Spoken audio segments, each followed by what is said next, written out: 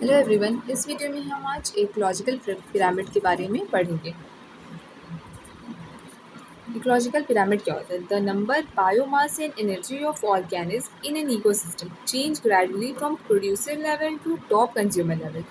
तो number, biomass, जो भी ऑर्गेनिज्म है, किसी भी ऑर्गेनिज्म का नंबर नंबर मतलब वो कितनी क्वांटिटीज़ में है, इसकी एनर्जी क्या है, बायोमास वो क्या क्या कंज्यूम करता है, किसी भी इकोसिस्टम में अलग अलग चेंज होता रहता है, धीरे धीरे ग्रेजुअली चेंज होता रहता है प्रोड्यूसर लेवल से टॉप कंज्यूमर लेवल तक। प्रोड्यूसर लेवल मीन्स प्रोड्यूस करने वाले ऑर्गेनिक, जैसे कि प्लांट हो गया।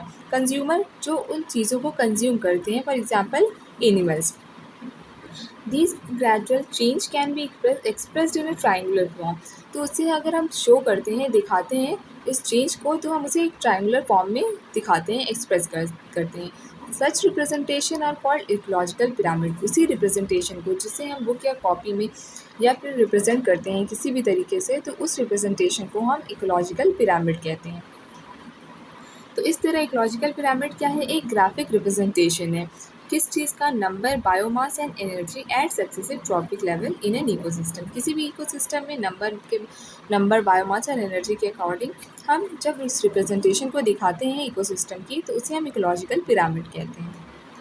Ecological pyramid was first given by Charles Elton in 1927। 1927 में सबसे पहले इकोलॉजिकल पिरामिड के बारे में चार्ल्स एल्टन ने बताया था। There three types of ecological pyramid. 3 types की इकोलॉजिकल पिरामिड होती हैं। हम ग्राफिकल रिप्रेजेंटेशन 3 टाइप से करते हैं। First is pyramid of number, second is pyramid of biomass and pyramid of energy. तीनों को अब हम अलग अलग देखते हैं। First is pyramid of number.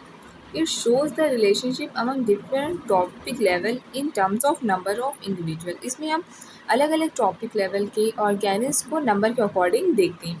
In grassland ecosystem, producer are always higher in number and consumer are always lesser than producer. तो pyramid of number में हम ग्रासलैंड इकोसिस्टम को लेते हैं। फॉर एग्जांपल हम फॉरेस्ट को लेते हैं, ग्रास को लेते हैं। इस सिस्टम में प्रोड्यूसर सबसे ज़्यादा होते हैं। फॉर एग्जांपल अगर हम ग्रासेस को ले रहे हैं, तो ग्रासेस नंबर में बहुत ज़्यादा होती हैं और उन्हें कंज्यूम करने वाले जो एनिमल्स होते हैं वो उनसे कम होते हैं। तो ग्रासलैंड इकोसिस्टम में क्या होता है? ग्रासलैंड इकोसिस्टम में हमेशा प्रोड्यूसर्स ज़्यादा रहेंगे और कंज्यूमर्स कम रहेंगे। प्रोड्यूसर को हम नीचे सबसे बेस लाइन में रिप्रेजेंट करते हैं, तो नीचे की लाइन सबसे ज़्यादा हो गई एंड ऊपर कम हो गया। तो इसका मतलब कि हमारे पास ट्रायंगुलर पिरामिड बन गया। और वो कैसा रहेगा? वो ट्रायंगुलर पिरामिड अपराइट रहेगा। तो पिरामिड ऑफ नंबर में ग्रासलैंड इकोसिस्टम ऑलवेज अपराइट होता है। सेकेंड है इन forest ecosystem the pyramid of number is upright. Forest में भी हम प्रोड्यूसर्स को देखते हैं। प्रोड्यूसर्स कौन से होते हैं फॉरेस्ट में? Trees and shrub.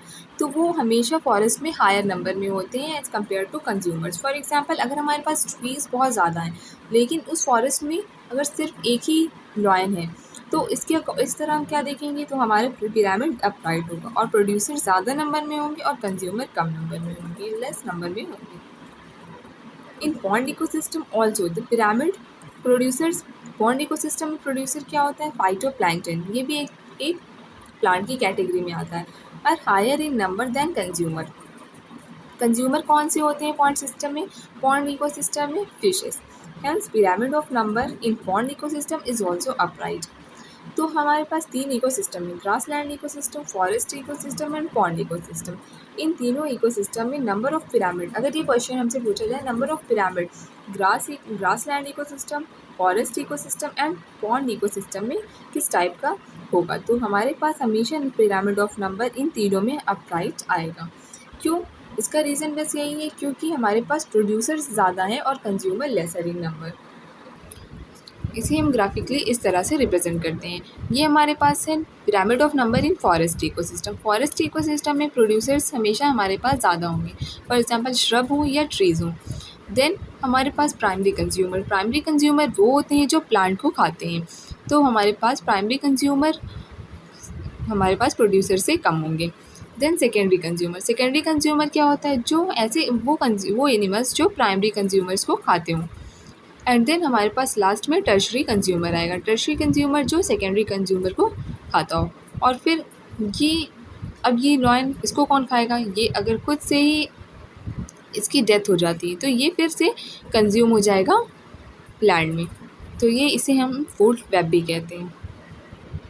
Second example है पिरामिड ऑफ नंबर में ग्रासलैंड इकोसिस्टम। ग्रासलैंड इकोसिस्टम भी अपराइट होता है, इसमें प्रोड्यूसर्स ग्रासेस ज़्यादा अमाउंट में हैं।